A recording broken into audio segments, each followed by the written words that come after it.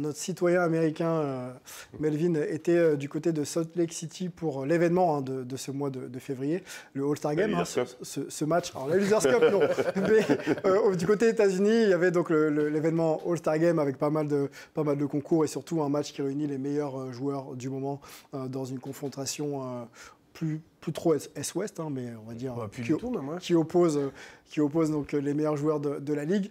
Melvin a pris des images pour nous, on va se mettre un petit peu en immersion et puis on va essayer d'écouter un petit peu ce que pensent les fans de cet événement aujourd'hui.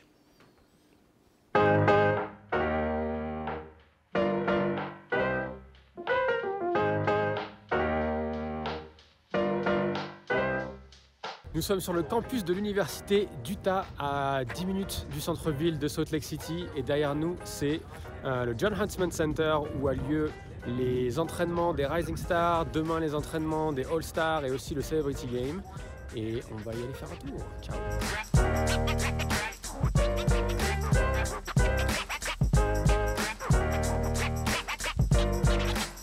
Who are you most excited to see today at the practice? Tatum. Tatum. Giannis. Probably Giannis, LeBron. I'm just here to have a good time. There's not one particular player I'm here to see.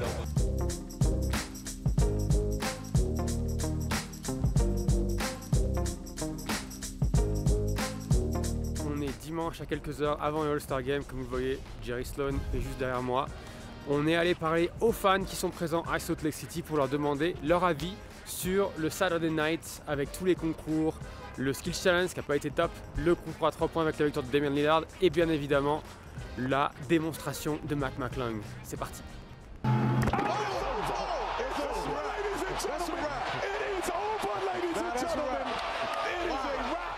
He came out of nowhere for a lot of people. Those who knew who he was already knew that he had the bounce for the outs. But for those who didn't know, his name is now put on the map. So shout out to McClung for winning the slam dunk contest and going crazy. Okay, to be honest, I didn't even know who that was. Anyone. I didn't know many of those dunkers. But now we do. Yeah. Saturday night was crazy, but Mac definitely tore it down. You know, it was his night. I cannot lie, it was his night. He went crazy with those dunks. Did you know him before? Yeah, I knew Mac before. I was even telling like all my coworkers that was here. I was like, yo, if the same one's gonna win, Mac's gonna win because that man has bunnies.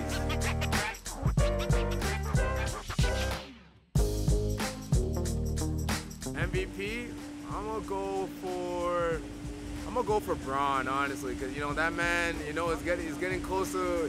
He's done crazy things this year, passing Kareem and all of that, so he's already a certified GOAT. But I feel he still wants to do more. That's what LeBron does. LeBron's just a guy, you know what I'm saying? He's just a guy in the field.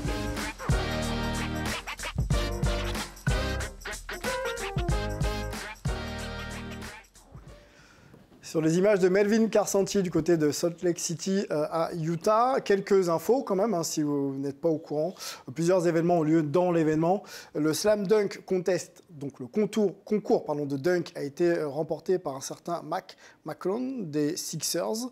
Le concours de tir à 3 points, Damian Lillard, donc l'arrière célèbre et star des Blazers de Portland, et donc le match des grands, le match des All-Stars. Team Giannis face à Team LeBron, remporté par Team Giannis, hein, qui n'a pas beaucoup joué d'ailleurs, 184 à 175, donc un score fleuve, avec un Jason Tatum à 55 points record pour un match All-Star, 55 points, 10 rebonds, 6 passes. Voilà pour les infos clés. Moi, je me retourne vers Sébastien, qui est un fan de la NBA depuis toujours. Quand on voit un score comme ça de 184, 175, à quoi on pense? Et surtout, est-ce que c'est un événement pour le match de dimanche, hein, qui te laisse encore penser que c'est un événement hype? Non. Non, ça n'a aucun intérêt. C'était une parodie de basket, comme on l'a entendu. Pas de défense. Si j'avais été dans le public, j'avais payé les $1100 pour regarder ça, je je crois que je repars avec les paniers, je repars avec tout. Ah non, mais oui, parce que c'est surréaliste. Ouais. C'est se moquer en fait des fans, de tous ces mecs qui font que la NBA vit comme ça. Mais là, non, je suis désolé.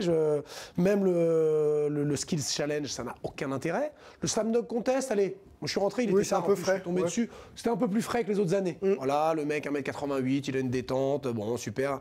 Le concours à 3 points, j'étais content pour Lillard, mais sinon, le All-Star Game, pour moi, n'a plus aucun intérêt. C'est plus ce que c'était avant, voilà, pour redire à chaque fois, c'était mieux avant. Je ressens la question qu'on s'était posée, nous, ici, il y a quelques épisodes hype. Est-ce que c'est pas le bon moment pour essayer de réinjecter une nouvelle formule et de remettre un peu de compétitivité dans un moment où peut-être que les joueurs ont besoin aussi de se reposer?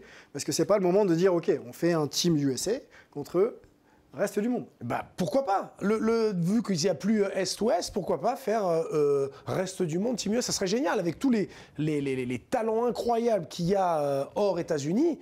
Mais bien Une sûr. sorte de Ryder Cup un peu, tu vois, C'est ça, ouais. du basket, quoi. Bah, en tout cas, il faut le tester, puisque de toute façon, on ne peut pas aller plus bas que ça. Donc autant tenter quelque chose. Et pour le coup, ça, je pense que ça serait une bonne formule. Ouais. L'avis d'anciens joueurs sollicités comme les basketteurs NBA le sont, est-ce qu'on peut comprendre aussi qu'à un moment donné, ils aient besoin d'appréhender un peu leur métier d'une autre manière que de penser qu'à pour la compète? Là, tu as du d'accord, pas d'accord. Alors, d'accord, alors, Fred, dis-moi. Alors, j'ai eu la chance de faire pas mal de All-Star Game Ouais. et je déteste ça. D'accord. Je n'ai aucune motivation à faire All-Star Game parce qu'il n'y a pas de compétition réelle. Tu gagnes rien à gagner un All-Star Game. Il n'y a aucun intérêt. J'ai besoin de compétitivité. J'ai besoin de jouer quelque chose, d'avoir de l'enjeu. Alors pour moi, tant qu'il n'y aura pas un système, alors je ne sais pas lequel, ils sont bien plus intelligents que moi pour trouver ce genre de business, mais tant qu'il n'y aura pas de système pour que ça soit vraiment compétitif, les mecs ne joueront pas. Alors moi, je suis pas d'accord. Voilà, justement, dans les années 90, on a tous vu un peu les All-Star Games justement de Utah. Là. En 93, un gros All-Star Game où Malone et Stockton sont MVP tous les deux. Jordan fait un vrai match. Je t'interromps juste sur ce point-là. Tu ne peux pas comparer. Déjà, c'était Est-Ouest. Donc déjà, il y avait cette rivalité Est-Ouest. Ensuite, les mecs étaient attachés à leur maillot. Donc quand ils jouaient pour leur conférence, mais ils jouaient pour leur maillot aussi. D'accord ? Oui. Sauf que maintenant, quel maillot qui appartient à quelle équipe? Kevin Durant dit « Oh, j'en ai un peu marre, je me casse ». Non, mais moi, Kyrie Irving dit « Ah, j'en ai un peu marre, je vais de l'autre côté en fait ». Et finalement, en plus, dans la draft et dans la sélection des joueurs, tu n'as plus d'Est-Ouest. Donc c'est quoi l'intérêt? Ça n'existe plus, ces rivalités-là. Il y a quand même un intérêt social, et notamment quand les équipes gagnent un carton sur la formule actuelle, ça renvoie quelques centaines de milliers de dollars à des œuvres caritatives aux États-Unis. Oui, mais c'est donné quoi qu'il arrive. Voilà, ouais. Ça, c'est très bien, effectivement, comme dit Fred, ça ne rentre pas dans le cadre de ce qu'on attend, nous, d'une rivalité Est-Ouest ou une rivalité entre joueurs. Là, c'est très bien. L'important, c'est que l'argent soit donné. Voilà, c'est ça. Ouais. Allez, Moi, Angelo. Moi, la raison pour laquelle je ne suis pas d'accord, c'est que je suis un petit peu à l'image des anciens dans cette culture de je suis l'ambassadeur de qui je suis et de ce que je représente tous les jours de ma vie, en fait. C'est-à-dire que quand je suis sur un terrain de basket, je veux être la meilleure version de moi-même. Et je veux être compétitif. Et j'ai aussi des choses à prouver quotidiennement. Je veux montrer pourquoi je suis un All-Star. Je veux montrer pourquoi je mérite mon titre de All-Star. Oui, mais je veux tu joues contre des mecs qui ne le font pas. Pourquoi tu te... Alors, je comprends le problème. Le problème, mais toi, tu pointes du doigt un problème culturel qu'on n'avait pas avant. C'est que maintenant, la nouvelle génération se contente simplement d'un statut obtenu par des statistiques en saison régulière et une certaine réussite collective. Et derrière, c'est, excusez-moi l'expression, c'est branlette. On arrive au All-Star Weekend juste pour aller faire la bringue, faire des interviews et tout le patati patata. Moi, le vrai problème que j'ai... Côté marketing, de soi-même, prend le pas sur l'aspect compétition. Oui, mais justement, moi, le côté marketing de moi-même, c'est je suis un tueur. C'est ce que tu vends en premier. C'est ce que je vends en premier. C'est-à-dire que si je vais sur le terrain, le fait que Tatum batte le record à 55 points, là, c'est une plaisanterie. Ah oui. 55 points. Ah, c'est surtout la manière. Après, on peut mettre 55. C'est surtout, si vous regardez les highlights. J'ai un contre-argument juste. Oui. Tu as déjà joué plus de 100 matchs dans une saison? J'ai déjà joué plus de 100 matchs. J'ai fait des saisons à 70 matchs. Donc, tu n'as jamais joué une saison à plus de 100 matchs. Oui, mais j'ai pas du tout les mêmes... C'est une question. Alors, en plus, une saison tronquée qui dure quoi? Une saison NBA 7 mois, 8 mois. Ouais. Fred, moi je suis déjà allé à plein de matchs de saison régulière, les mecs jouent pas 48 minutes, les mecs jouent un petit peu au premier quart-temps, il voit la dynamique du match. Le deuxième, troisième quart-temps, ça oscille entre des runs et autres. Et puis c'est que les dernières 6 minutes où ça joue, c'est le money time. Moi, je voudrais l'avis de Melvin là-dessus, qui était quand même justement au match. Les impressions déjà, est-ce que tu confirmes que bon, les joueurs se donnent pas à 100%, ça on l'a vu, mais est-ce que tu comprends un peu les arguments des uns et des autres donnés en plateau ici? Oui, non, mais bien sûr. Moi, c'était mon 7e ou 8e All-Star Game. Celui-là, c'était le pire ou la pire intensité depuis la Nouvelle-Orléans en 2017, où on avait eu le record à l'époque d'Anthony Davis à 52 points. Donc, c'est vrai que hier ou avant-hier, c'était un festival de layup. Il n'y avait absolument aucune défense. Alors, je comprends ce que dit Angelo, ce que dit Seb. Après, je comprends aussi ce que dit Fred et même chez les joueurs, d'ailleurs, on avait deux discours après le match. Il y en a certains comme Jokic, comme Doncic, qui sont là.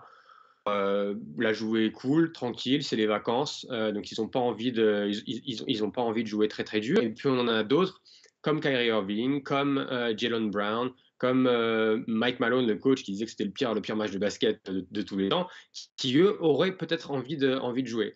Après, se rappeler aussi, c'est que nous, on est des connaisseurs basket, on a envie de voir cette rivalité, ce face-à-face entre les meilleurs joueurs du monde. Mais il faut aussi se rappeler que le All-Star Game, c'est pas pour nous. Le All-Star Game, c'est pour les fans dans le monde entier. Et pour avoir parlé avec des familles, des gens qui étaient au match, ils étaient aux anges. Et ils ont adoré, ils ont complètement adoré. Donc je pense que la NBA va être très pragmatique. Adam Silver l'était ce week-end. Tant que la bottom line, tant que l'aspect financier ne va pas être touché, à mon avis, ils ne changeront pas grand-chose.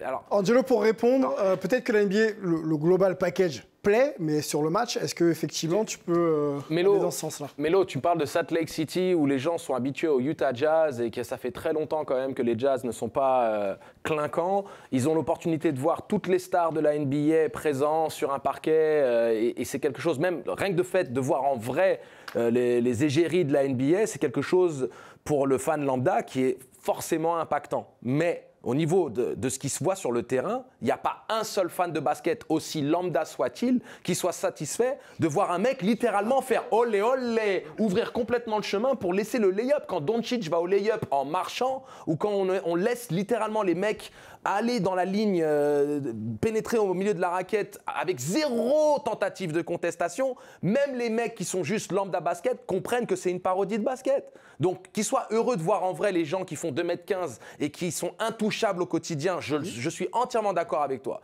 Mais restons quand même très sérieux vis-à-vis de cette parodie de basket qui a été le All-Star Game. J'étais déjà mécontent de ce qui se faisait en LNB, mais là la NBA a dépassé tout ce que j'imaginais. Il y a deux versions du truc. Fred et Sébastien, il y a deux versions du truc. Il y a effectivement les gens qui sont super fans de basket, ils vont voir des matchs NBA. Oui.